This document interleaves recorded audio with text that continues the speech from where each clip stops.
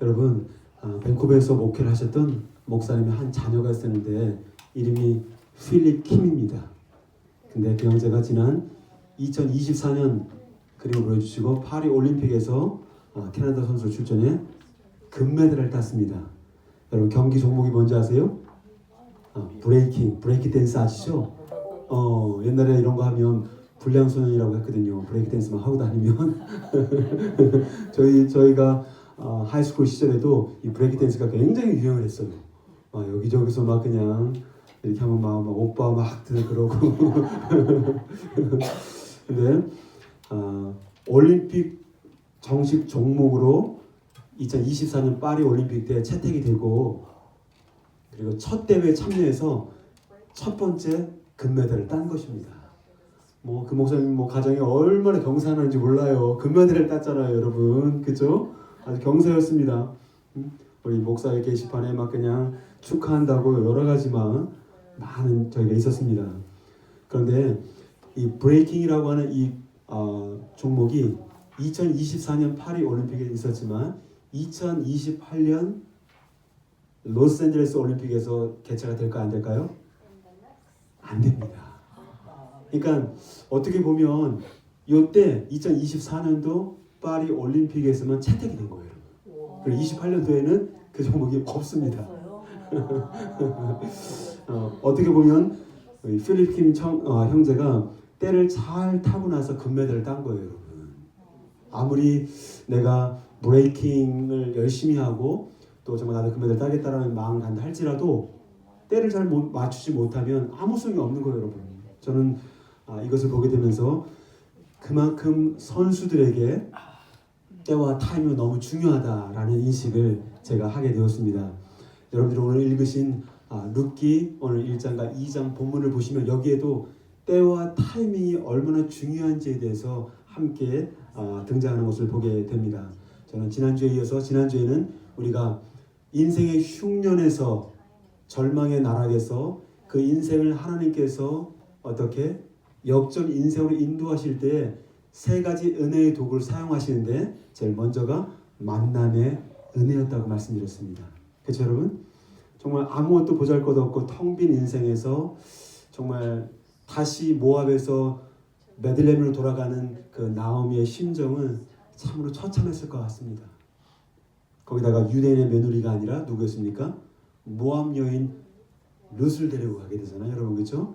그랬을 때 일단은 그 룻을 통하여서 보리밭에 가서 결국은 예수님을 예표하는 그 보아스를 만나게 되면서 그 룻의 인생이 예수님의 족보에 올라가는 영광을 얻게 되었고 다윗의 증조모가 되는 그런 영광을 누리게 되었습니다. 그래서 오늘은 두 번째, 하나님께서 정말 나락의 인생에서 벼랑 끝의 인생에서 나는 안 돼, 나는 할 수 없어, 나는 길이 없어, 이렇게 좌절과 절망의 어떤 진흙탕 속에 거하고 있는 우리들에게 하나님이 우리를 살리기 원하시고 하나님이 우리를 일으키시를 정말 원하시는데 그 은혜의 도구가 있는데 두 번째 도구가 바로 무엇인가 하면 룻기 1장 22절 같이 한번 읽겠습니다. 시작.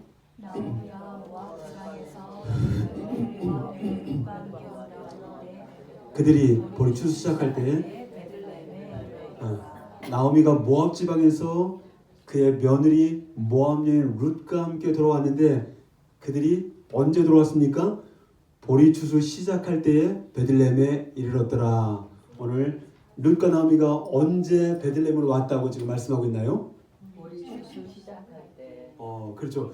보리 추수가 끝날 때가 아니라 보리 추수가 시작될 때에 룻과 나오미가 돌아왔다라고 성경은 우리에게 말씀하고 있습니다. 그렇다면 여러분, 룻과 나오미가 다른 때가 아니라 보리를 추수할 시작할 때에 왔다는 의미가 룻과 나오미가 도대체 무엇을 의미해 주고 있을까요? 여러분, 그것은 바로 무엇입니까? 하나님께서 룻과 나오미에게 보리 추수 시작할 때, 곧 가장 양식이 풍성할 때에 바로 베들레헴에 올 수 있도록 하나님께서 은혜를 부어 주셨다는 것입니다. 할렐루야. 그런데 여러분, 좀 생각해 보았습니다. 그렇다면 룻과 나오미가 베들레헴에서 양식이 있다는 말을 들었는데 때와 시기에 있어서 우리가 돌아갈 때 정말 가장 양식이 풍성할 때 돌아가는 것인지에 대해서 알았을까요? 몰랐을까요? 몰랐다는 거예요, 여러분. 그저 복음의 소식을 듣고 양식이 있다는 말을 듣고 그리고 때와 시기는 누구입니까? 사람이 정하는 것이 아니라 하나님이 정하시는 거기 때문에 룻과 나오미는 그것을 알지 못한 상태에서 베들레헴에 돌아오게 된 것입니다. 그런데 어떻습니까? 마침 그 볼이 추수 시작할 때가 되어서 정말 이 베들레헴에 가장 양식이 풍족할 때에 룻과 나오미가 다시 돌아오게 된 것입니다. 여러분, 사람은 자기 마음대로 때와 타이밍을 주관할 수 없는 연약하고 유한한 존재입니다. 여러분 인정하시나요? 정말 인정하세요? 그러면 전도서 3장 1절 11절 같이 한번 읽겠습니다. 시작. 범사에 기한이 때가 있나니 하나님이 모든 것을 지으시되 때를 따라 또 사람들에게는 영혼을 사모하는 마음을 주셨느니라. 그러나 하나님이 하시는 측량할 수 없게 하셨도다. 여러분, 하나님이 모든 것을 지으셨습니다. 그렇죠? 근데 어떨 때 하나님의 뜻에 따라, 하나님의 때에 따라 모든 것을 아름답게 하셨다는 것입니다.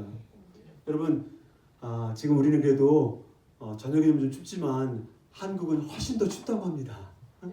근데 한국에 계신 분들이 아우 겨울 지금 너무 추워. 그러니까 빨리 여름이 와라 하면서 여름의 때를 이렇게 앞당길 수 있나요? 그럴 수 없죠. 하나님이 봄과 여름과 가을과 겨울이라는 각각의 시즌을 우리에게 허락해 주셨는데 그 모든 때와 시즌과 시기는 누가 정하는 것입니까? 하나님이 정하신다는 거죠. 할렐루야. 네, 그럼에도 불구하고 어떻습니까? 연약한 우리들은 언제든지 내가 원하는 때에 얻기 원하고 응답받기를 고집하고 있다는 것입니다. 그러나 하나님의 때와 타이밍에 어떻게 합니까? 하나님께서 우리가 내가 원하는 때가 아니라 하나님이 원하시는 때와 시기에 응답받고 그 다음에 원하는 것을 얻는 것이 그것이 저와 여러분들에게 가장 최선인 것입니다. 할렐루야. 따라서 우리 같이 한번 따라서 할 텐데 하나님이 사용하신 두 번째 은혜의 통로는 같이 때와 타이밍의 은혜입니다. 때와 타이밍의 은혜입니다. 하나님께서 누구든지 내가 인생의 흉년을 맞이하였든 아니면 건강의 흉년을 맞이하였든 사업의 흉년을 맞이하였든 우리 인생을 역전 인생으로 인도하실 때 하나님이 사용하시는 그 은혜의 도구가 있다면 그것은 바로 때와 타이밍의 은혜인 것입니다. 할렐루야. 여러분 사진 한번 보여주세요. 누구인 것 같습니까? 요한복음 11장에 나오는 등장입니다. 요한복음 11장이면 이제 예수님이 조금씩 십자가를 지시기 위해서 이제 가시는 골목쯤에 있거든요. 여기 나오는 요한복음 11장에 등장하는 것은 마리아와 마르다 그리고 병든 나사로입니다. 여러분 여기는 어떻게 보면 부모님이 일찍 돌아가셨기 때문에 오히려 소년소녀 가장이 된 가정이거든요. 그래서 특별히 예수님께서는 이 마리아와 마르다와 나사로가 살고 있는 이 집에 자주 방문해서 함께 말씀을 나누고 또 이들을 위로해주고 이들을 참 많이 사랑했던 것을 우리가 보게 됩니다. 그래서 나중에 나사로가 죽었다는 말을 듣고 어떻게 합니까? 예수님이 우시잖아요, 여러분. 예수님이 우셨던 장면은 많지 않거든요. 근데 얼마나 사랑했는지 나사로가 죽었다는 소식을 듣고 예수님이 우셨습니다. 그런데 이제 병든 나사로가 있는 가운데 마리아와 마르다가 어떻게 하면 사람들을 통해서 예수님께 보냅니다. 왜 보냈을까요? 왜 예수님께 사람을 보냈을까요? 우리 오라비가 병들었으니까 예수님 제발 빨리 와서 좀 고쳐주십시오. 이거 아니겠어요, 여러분? 왜 예수님께 보냈겠습니까, 사람을?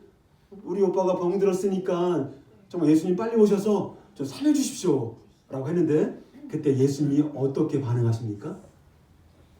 성경에 의하면 이틀을 더 머무시고 그리고 이틀이 지난 다음에 이틀을 꽉 차게 한 다음에 그리고 나서 마리아와 마르다가 있는 베다니로 가시게 됩니다. 근데 가서 보니까 어떤 일이 벌어졌습니까? 아이고, 이미 나사로가 어떻게 해요? 무덤에 들어간 지 벌써 며칠이요? 나흘이나 된 상태가 됐다는 거죠. 그때 예수님을 보고 마르다가 뭐라고 합니까? 예수님이 여기 계셨으면 우리 오라비 죽지 아니했을 것입니다. 그 마음이 무슨 마음입니까? 빨리 오시지 왜 이렇게 늦게 오셨어요? 그때 예수님께서 마리아와 마르다에게 어떤 말씀을 하십니까? 같이 한번 읽어볼까요? 한번 시작. 예수께서 이르시되 나는 부활이요 생명이니 나를 믿는 자는 죽어도 살겠고 무릇 살아서 나를 믿는 자는 영원히 죽지 아니하리니 내가 믿느냐? 응? 그러니까 믿는다고 했어요? 안 믿는다고 했어요? 응? 내가 믿느냐? 응? 네, 예수님 마지막 날에는 모두가 부활한다는 사실을 믿습니다. 그런데 지금은 아니죠. 응? 믿는다고는 했는데 마지막 날에 우리가 다 같이 부활할 것을 믿지요. 그러나 지금은 아니죠. 왜냐면 오라가 죽어버렸잖아요. 그러나서 마리아를 부릅니다. 그때 마리아가 또 뭐라고 합니까? 주께서 여기 계셨더라면 우리 오라비가 죽지 아니하였을 것입니다라고 해서 마르다와 똑같이 뭔가 이렇게 레퍼토리를 짰는지 똑같은 이야기를 합니다. 그렇죠, 여러분? 저는 이것을 보면서 이 마리아와 마르다가 왜 우리가 불렀을 때 빨리 오셔서 정말 질병도 고치시고 기적도 행하시고 무리도 걸으시고 귀신을 내주시는 하나님께서 예수님께서 빨리 죽기 전에 오셔서 정말 안수하고 기도해 주시면 나았을 텐데 왜 그렇게 느그적거리고 왜 이렇게 안 오셨을까? 결국은 오라비가 무덤에서 죽은 지 4일이 되었습니다. 아마도 마리아와 마르다 편에서는 그 예수님의 그 지체하심이 정말 이해가 되지 않았을 것 같습니다. 그렇다면 왜 예수님은 그렇게 사람을 보내서 빨리 와달라고 요청했을 때 그냥 오시지 않고 왜 이틀을 더 머무셔서 자기 오라비가 무덤에서 죽은 지 4일이 될 때까지 그렇게 지체하셨을까?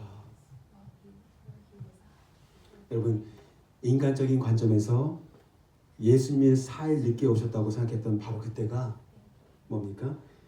예수님의 관점에서는 죽은 나사로를 통해서 하나님의 영광을 나타나기 위한 최선의 때요 타이밍이었던 것입니다. 할렐루야, 할렐루야. 모두가 4일 늦었다고 생각했던 그때가 누가 물어봐도 예수님 늦게 왔죠. 그렇잖아요. 모두가 정말 예수님 늦게 온 사실을 인정하는 그때가 예수님의 관점과 예수님의 생각 속에서 예수님의 섭리 속에서는 무엇입니까? 가장 최선의 때였던 것입니다. 할렐루야. 여러분, 유대인의 랍비 문헌에 의하면 유대인들은 한국인들처럼 어떻게 합니까? 한국에서는 장례가 나면 며칠 만에 이제 장례를 치릅니까? 보통 3일장 하죠. 왜 3일장을 할까요? 보통 3일장 하죠. 왜 3일장을 할까요? 뭐 여러 가지 이유가 있겠죠. 장례 준비도 해야 되고 또 뭐 가족 간에 정리도 해야 되고 시간이 필요하겠죠. 그런데 많은 이유가 있지만 옛날부터 전통적으로 내려온 것을 말해보시면 죽었어도 3일 전에 또 살아나는 사람도 있을 수 있다는 거죠. 고인이 또 이게 일어날 수 있는 확률이 있다는 거예요. 그래서 그 가능성을 주는 거거든요. 그리고 이제 죽었지 3일 딱 지나면 이제 완전히 죽었구나 이걸 인정하고 그 다음에 이제 장례를 치르는 거잖아요. 그런데 유대인들은 어떻게 합니까? 누가 죽었다라고 하면 죽자마자 바로 장례를 치릅니다. 이해가 되세요, 여러분? 그래서 장례를 하고 나서 딱 4일 정도가 지나야 완전한 죽음으로 인정한다는 거예요. 근데 우리랑 다른 장래 모습이 있다면 거기는 우리처럼 땅을 파갖고 땅에다 흙을 메워서 이렇게 묻는 게 아니죠. 그렇죠? 직접 가보면 어떻습니까? 이제 돌무덤처럼 이렇게 돌이지만 쉽게 파지는 거죠. 그래서 무덤을 만들기가 어렵지 않습니다. 그리고 그 안에 시신을 이제 올려다 놓고 그리고 돌 같은 걸로 막아놓는 거죠. 냄새가 나니까. 근데 그리고 나서 무덤에 들어가 있은지 4일이 딱 돼야 유대인의 숫간에서는 관습에서는 이제 진짜 죽었구나, 완전한 죽음으로 인정을 한다는 겁니다. 따라서 모두가 늦었다고 생각하고 왜 오지 않았습니까? 라고 생각했던 그 시간, 왜 그랬겠습니까? 만약에 나사로가 죽자마자 와서 예수님의 능력으로, 성령의 능력으로 나사로를 고쳤다면 어떻게 합니까? 예수님을 지금 막 상황상 9장과 10장, 11장 보세요. 이 종교 지도자들이 가만히 있지 않습니다. 이 예수님을 죽이기 위해서 몸부림을 치고 있거든요. 그래서 예수님이 고쳤다 할지라도 어떻게 합니까? 그거 그냥 기절했다가, 그냥 뭐라고 합니까? 혼수 상태에 있다가 그냥 깨어난 것 뿐이다 라면서 그가 다시 죽음에서 살아난 것을 인정하지 않는다는 거죠, 여러분. 그렇기 때문에 예수님의 때와 시기로 봤을 때 나사로가 완전히 죽었다라고 누구든지 의학적으로 또 사람들이 볼 때 인정이 된 상태에서 살렸을 때에 진짜 예수님께 살리셨음을 믿게 된다는 거죠. 그러나 오늘 이 요한복음 11장의 말씀의 뜻은 이것은 여러분 어떻게 보면 기적일 수 있지만 사인에 해당하는 겁니다. 나사로가 죽음에서 살아났다는 그 자체 기적이 주님이 주고자는 메시지가 아니라 뭡니까? 죽었다가 다시 나흘 만에 살아났던 그 나사로처럼 앞으로 예수님께서 저와 여러분들의 죄를 위해서 죽으시고 3일 만에 다시 부활하실 것을 보여주는 예표가 되는 것입니다. 할렐루야. 따라서 예수님의 관점에서는 누가 봐도 4일 늦게 온 것처럼 느껴지지만 무엇입니까?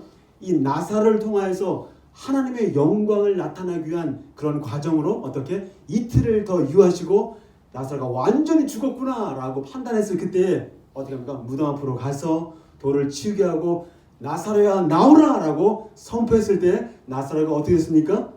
나오게 되었죠. 왜 나사로의 이름을 불렀을까요, 여러분? 거기에 가사로도 있었고 다사로도 있었고 라사로도 있었거든요. 그냥 나오라 하면 무덤에 있는 자들이 다 튀어나올 거예요, 여러분. 그러나 나사로야 나오라, 경주야 나오라, 죽음에서 나와라 라고 했을 때 그 영혼을 살리시기 위한 하나님의 마음을 우리가 볼 수가 있는 것입니다. 할렐루야. 같이 이사야 30장 18절 같이 한번 읽겠습니다. 시작. 그러나 여호와께서 기다리시나니 이는 너희에게 은혜를 베풀려 하시며 이는 너희를 긍휼히 여기며 대저 여호와는 공의에 무릎 꿇을 기다린 자는 복이 있도다. 그렇죠? 예수님께서 이틀을 더 기다리고 나사로가 무덤에 죽은 지 4일째 도착하신 그 이유가 있다면 어떻게? 죽은 나사로에게 죽음에서 다시 살아나는 그런 어떤 은혜와 긍휼을 베풀기 위해서 그렇게 하셨다는 것입니다. 따라서 오늘 마찬가지로 하나님께서 룻과 나오미에게 어떻습니까? 은혜와 긍휼을 베풀기 위해서 보리 추수가 끝날 때가 아닌 보리 추수가 시작하는 그때에 베들레헴으로 그들을 인도하여 주신 것입니다. 여러분 올 한 해 여러분들의 삶의 환경이 어떻습니까? 자녀들을 생각해보고 또 미래를 생각해보고 사업들을 생각해보고 우리의 미래를 생각해봤을 때 여러분들의 상황은 어떤 가운데 있습니까? 하나님이 역전 인생으로 인도하실 때 때와 타이밍의 은혜를 저와 여러분들에게도 풍성히 부어 주실 것입니다. 할렐루야. 그 하나님을 여러분 믿음으로 받으시기 바랍니다. 할렐루야. 저도 말씀을 준비하면서 나의 인생 가운데 하나님께서 우리 가정에 임한 하나님의 때와 타이밍의 은혜가 무엇이 있었는지 곰곰이 묵상하고 생각해보면서 기도했을 때 한 가지 장면이 딱 생각이 났습니다. 저희 집에 거실에서 우리 서번트 리더십 팀들이 우리 전사님과 또 성교사님 해서 같이 모였습니다. 그때가 언제였냐면 2022년도 제 아내가 이제 병원에서 유방암 사기다라고 진단을 딱 받았을 때 얼마 되지 않아 저 아내의 마음이 참 많이 무겁고 힘들었습니다. 어떻게 해야 되는 거지? 그 당시 또 저는 영주권도 없었고 또 교회를 이렇게 개척하고 있는 상태였었고 또 이런 상태라 아내를 위해서 한국을 들어가야 되는 것인가? 아니면 여기서 치료를 해야 되는 것인가? 어떤 그런 것들도 고민이 많이 됐고 도대체 암 사기는 어떤 것인가? 이 인터넷 서칭을 잘 못하겠더라고요. 사기와 말기는 어떻게 차이가 있는 것인가? 별 생각이 다 들었습니다. 어두운 생각들이 많이 들었고요. 그리고 그런 가운데 2019년 유방암 연기 진단을 받았을 때 바로 수술을 했었어야 되는데 그렇게 하지 못했다는 사실이 큰 후회도 다가왔고요. 그리고 그 치료 시기를 놓쳐서 무려 4일이 아니라 4년이 지난 후에 이런 결과를 맞이하게 되었는데 어떻습니까? 정말 너무 미안한 마음이 들었고 자책감도 좀 많이 들었습니다. 그런데 신기하게도 그때 그 거실에서 함께 우리 리더십 팀들과 함께 기도하는 가운데 서번트 리더십 팀 한 사람들마다 아주 동일하게 어떻습니까? 요한복음 11장 나사로의 말씀을 생각나게 하셨습니다. 할렐루야. 응? 나사로처럼 그가 죽어 어떻습니까? 무덤에 4일 동안 있었지 않습니까? 예수님이 오신 것이 오히려 무엇입니까? 4일이요. 예수님이 오신 것이 오히려 하나님의 영광을 나타내기 위한 그분의 정확한 때와 타이밍이었던 것처럼 누가 봐도 예수님은 늦게 오셨습니다. 더 일찍 오셨어야 됩니다. 라는 그런 인간적인 관점이 많았지만 오히려 그렇게 4일이 죽은 지 4일이 딱 된 상태에서 온 것이 오히려 어떻습니까? 나사로에게 하나님의 영광을 나타내기 위한 어떤 주님의 때였던 것처럼 마찬가지로 저희 아내에게도 오히려 연기 진단 받은 지 4년이 지난 바로 지금이 하나님의 영광과 치유를 나타내기 위한 그분의 정확한 때와 타임이라는 확신을 갖게 하셨습니다. 할렐루야. 아울러 그때 하나님께서 또 말씀을 또 보면서 어떻습니까? 개인적으로 또 개인적인 레마로 어떻습니까? 말씀을 주셔서 정말 치유해 주셨다라는 어떤 확신들을 갖게 해주셨습니다. 어떤 말씀일까요? 같이 한번 시편 읽겠습니다. 시작. 내 영혼아 여호와를 송축하며 그 모든 은택을 잊지 말지어다. 그가 내 모든 죄악을 사하시며 내 모든 병을 고치시며. 여러분 하나님은 1000가지 재앙만을 용서하신 것이 아닙니다. 몇 가지를 용서했습니까? 하나님은 1000가지 저와 여러분들의 1000가지 죄악이 아니라 모든 죄를 용서하셨다. 여호와를 송축하라. 그의 모든 은택을 잊지 말지어다. 여기 계속 모든, all, everything. 우리가 주님을 찬양하는 이유가 있는데 바로 나에게 부어주신 수많은 은혜들을 잊지 않기 위해서 하나님을 찬양해야 됩니다. 근데 그분을 찬양해야 될 이유가 또 무엇이 있겠습니까? 그분은 우리의 모든 죄악을 용서하셨습니다.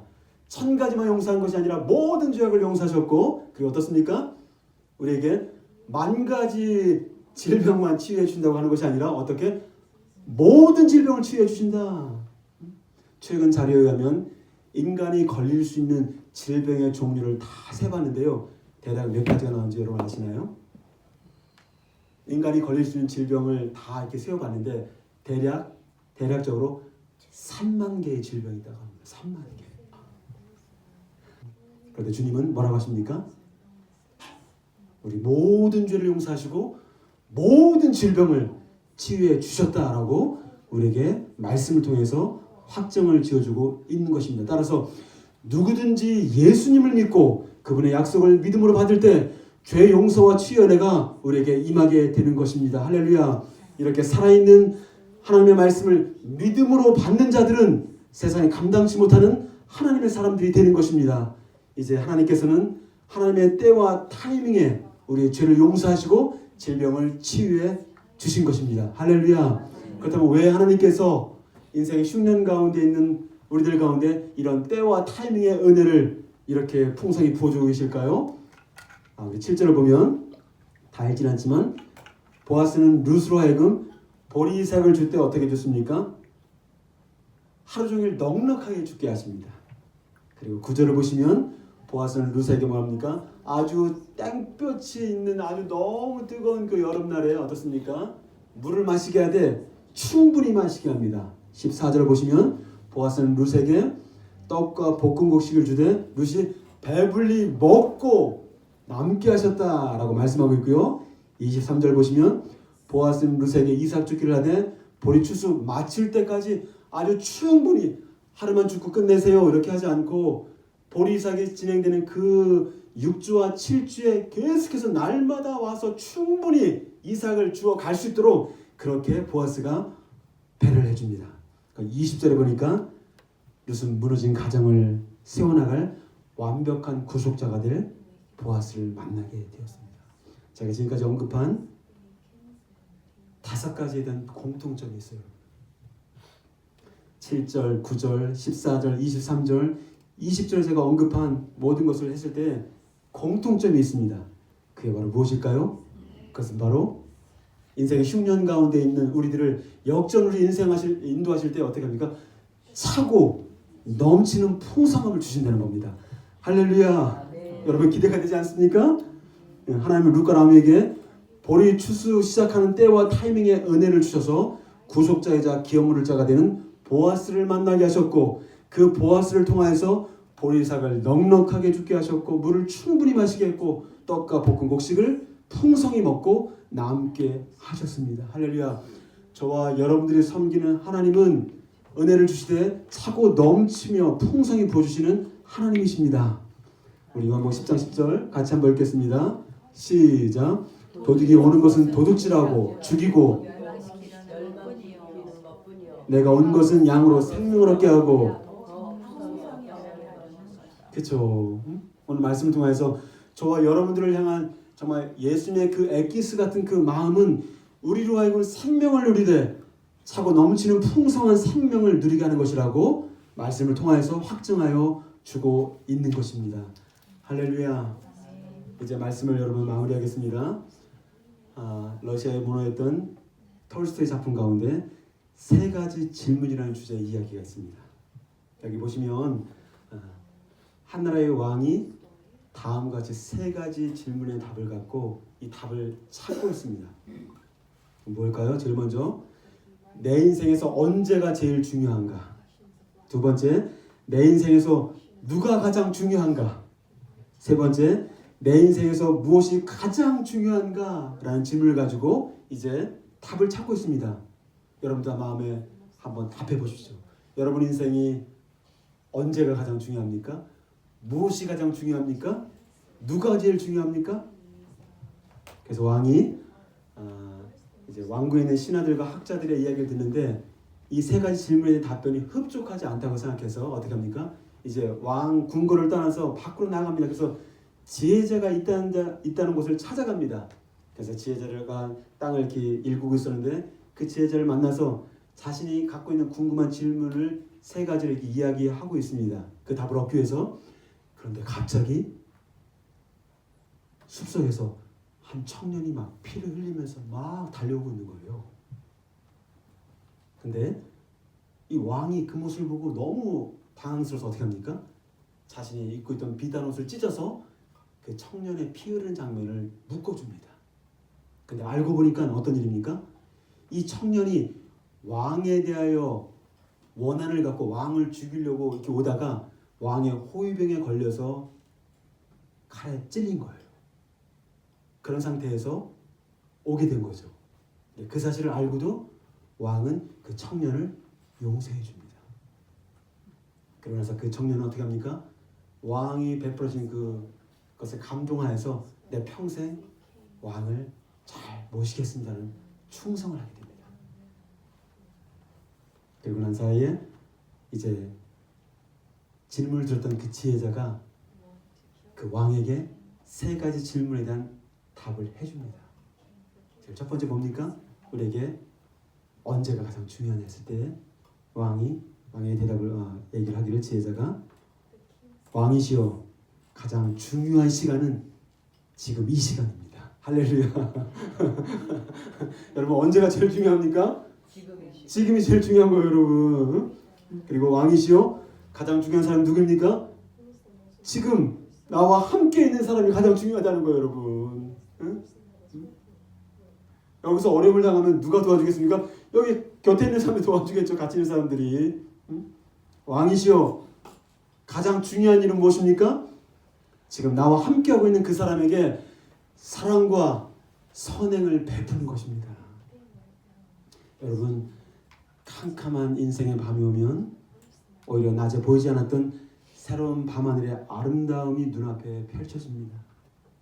마찬가지로 우리 인생 가운데 하나님 은혜의 발자국 소리는 인생의 흉년의 밤에 더 선명하게 들려지는 것을 우리가 보게 됩니다. 여러분, 룻과 나오미에게 보리 추수 시작할 때와 타이밍에 풍성한 은혜를 부어주신 하나님께서 저와 여러분들의 동일한 하나님이요 동일한 아버지가 되십니다.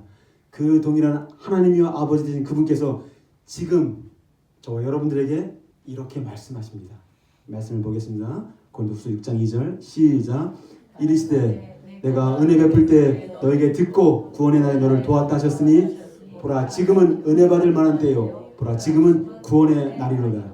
저와 여러분들을 끔찍히 사랑하시는 하나님 아버지께서 지금이 바로 은혜 받을 때다. 지금이 바로 하나님의 때 하나님의 타이밍이다 라고 말씀하고 있고요. 지금이 바로 우리가 구원의 날이라고 하나님은 선포하고 있습니다. 여러분 이 말씀을 믿음으로 받으시기를 소망합니다. 할렐루야. 저는 말씀을 묵상하면서 하나님이 우리 인생 가운데 역전 인생으로 인도하실 그 때와 시기를 정말 준비해야 되겠다는 마음을 더 가지게 되었습니다. 할렐루야. 하나님은 하나님의 사람들에게 반드시 칠흑 같은 어둠이 온다 할지라도 그 어두운 가운데 오히려 밤하늘에 별빛이 더 영롱하게 빛나는 것처럼 여러분들의 인생을 그렇게 일구어 주실 것입니다. 할렐루야. 우리는 벼랑 끝이 참 두렵습니다. 그렇죠? 벼랑 끝에 가면 두렵잖아, 무섭잖아요, 여러분. 그런데 하나님은 우리를 벼랑 끝으로 인도하실 때가 있습니다. 싫어요. 벼랑 끝 정말 싫습니다. 좋아하는 사람 없잖아요, 여러분. 그런데 계속 벼랑 끝으로 우리를 인도할 때가 있어요. 이것도 꼬이고 저것도 꼬이고 이것도 안 되고 저것도 안 되고 뭐 되는 게 없어 어떨 때는. 근데 그때 주님께서 그 벼랑 끝에서 뭐라고 말씀하십니까? 뛰어내려라. 저는 말했습니다. 싫어요.